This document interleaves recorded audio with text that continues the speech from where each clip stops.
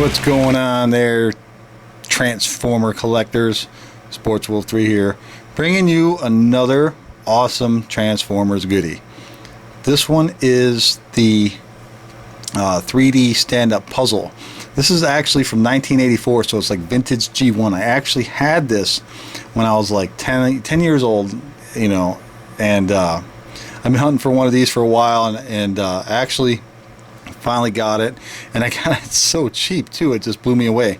I was actually looking for these a few years ago, and I stopped looking because the prices were just too much. And I guess over the past couple of months, years, or whatever, I decided to start looking at them again, and for whatever reason the prices just kind of like dropped out on them, and now they're within reason, though there are some people on eBay and whatnot that are asking for ridiculous prices for these. But what's cool about this one is I paid next to nothing for this one. This is Starscream, and it's still factory sealed. Look, yeah, it's like brand spanking new. There's nothing wrong with it. There's no dings on the box. It's like it just came off the shelf. There's no discoloration. Absolutely nothing wrong. Now, I can't say anything about the pieces in there yet because I haven't opened it, but I just wanted to show you guys what these things look like sealed up and everything, you know, with the cellophane wrapping and everything. What's cool about these is that not only, as you can see there, not only do they transform to robot and jet, like the 3D puzzles, you know, are so cool like that. If you flip it over, you can complete the whole puzzle. It's like a scene there. And, you know, you can see Optimus and everybody there.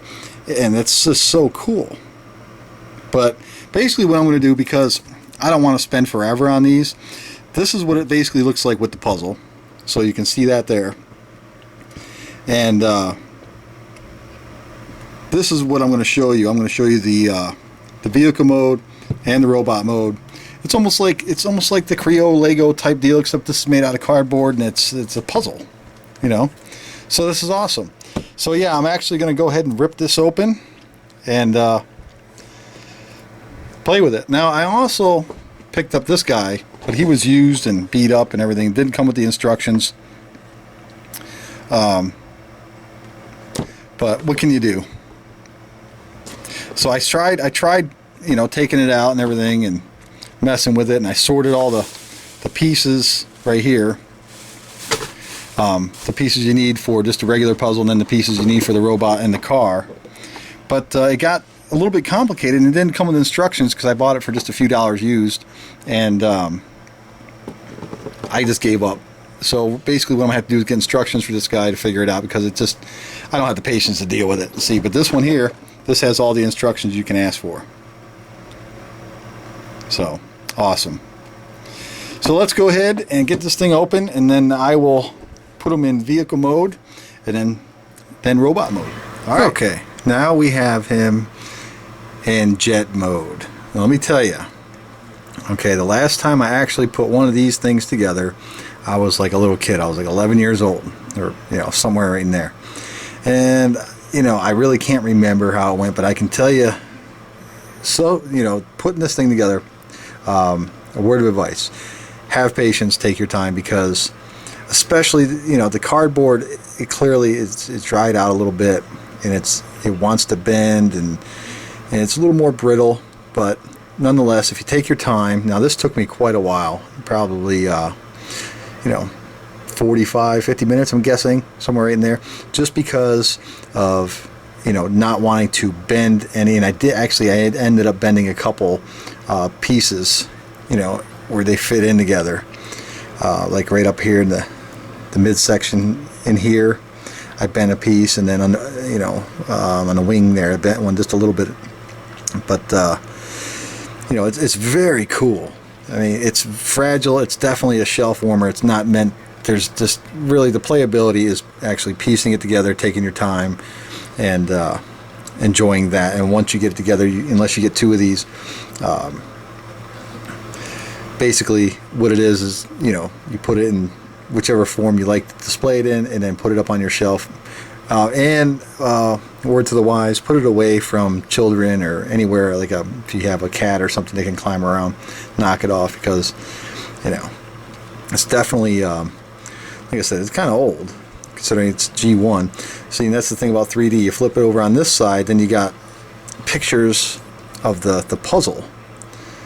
And this middle section here just kind of slides in and just lays there. So it's kind of like awkward that, you know, they would have the picture of this missile showing. You know what I mean? It's like, it's kind of weird. But because you see on this side here, it's just a puzzle. So basically, see, now if you look at back there, you can see the picture of the box. It's facing, the front is facing to the right, but in reality, it's actually left. So it's like, I wonder if they reversed the picture or something when they put it on the box. But yeah, this thing is very cool, and I'm just so happy to have it. And I think when I display it though, because from what I remember, I can see Starscream standing there in the box. The jet mode, I think, might look better. I'm going to have to get him in robot mode and take a look at him and see which I prefer to display him. But let's, yeah, see, in the center is it's very bendy. So yeah, you definitely want to use two hands when handling this thing. There's the underside.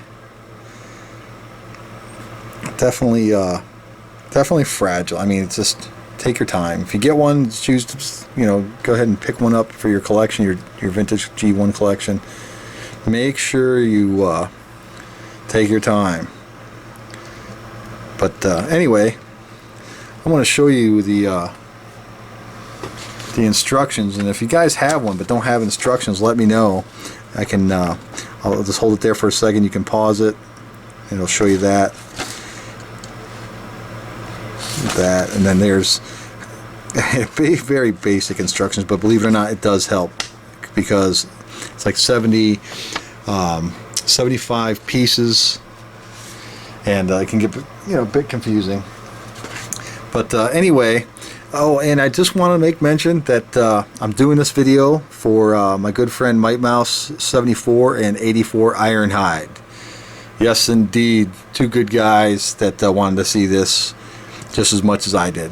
But so there you go, fellas, and everybody else. There is vehicle mode. One quick top look again. Very awesome. And now let's take a look at him in robot form. Alright, so now we have him in robot mode. And actually the transformation from the vehicle mode to the robot mode took probably less than 10 minutes, because basically all you do is tear it apart and re-tab back everything in, and the only difference is, instead of having the nose cone, you pop off the section here, which this went here like this, take this off and replace it with the head, and then resell it, you know, slide it back in and everything. Perfect example of what I was telling you about. See that wrinkle right there? That's what I'm talking about, why you want to try to be careful with it, because then it'll bend like that. But other than that, I mean, it was a piece of cake to transform into to robot mode.